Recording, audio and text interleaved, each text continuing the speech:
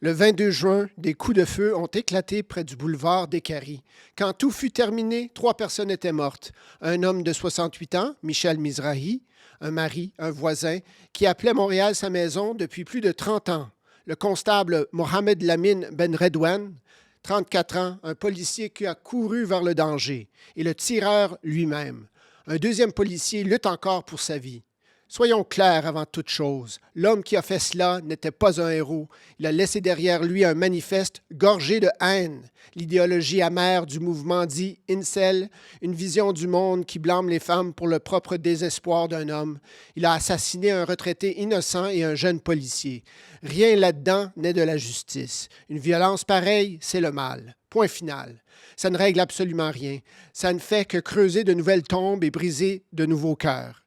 Mais voici ce que presque personne dans cette ville ne réalise. L'édifice que cet homme visait, cette tour de verre anonyme au 7777 des Caries, juste à côté de l'Orange Julep, c'est le siège mondial de l'un des plus grands empires de pornographie sur Terre. Aujourd'hui, il porte le nom d'Ailo. Vous le connaissez peut-être sous son ancien nom, MindGeek, et son fleuron, c'est Pornhub. À Campagne Québec Vie, nous documentons cette compagnie depuis des années. Fondée par une poignée d'étudiants de Concordia en 2003, elle est devenue un colosse avec près de 100 millions de visiteurs par jour, opérée discrètement depuis Montréal alors que presque personne ne savait qu'elle était là. Et le tort n'a rien d'abstrait. L'enquêtrice Layla Micklethwait, fondatrice du mouvement Trafficking Hub et autrice du livre Takedown, a passé des années à exposer ce qui était réellement hébergé sur cette plateforme.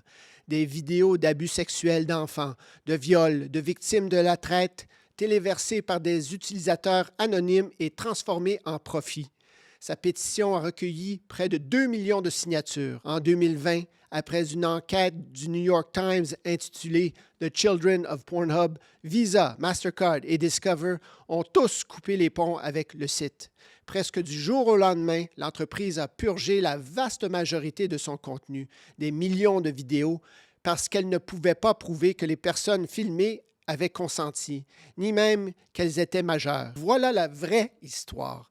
Pas un seul homme dérangé avec une arme, mais une machine à milliards de dollars qui a profité de vraies victimes. Ici même, dans notre cour, la réponse n'a jamais été les balles. La réponse, c'est la loi, la responsabilité et une société qui refuse de détourner le regard. Les victimes de cette semaine méritaient de rentrer chez elles. Les victimes derrière l'écran aussi.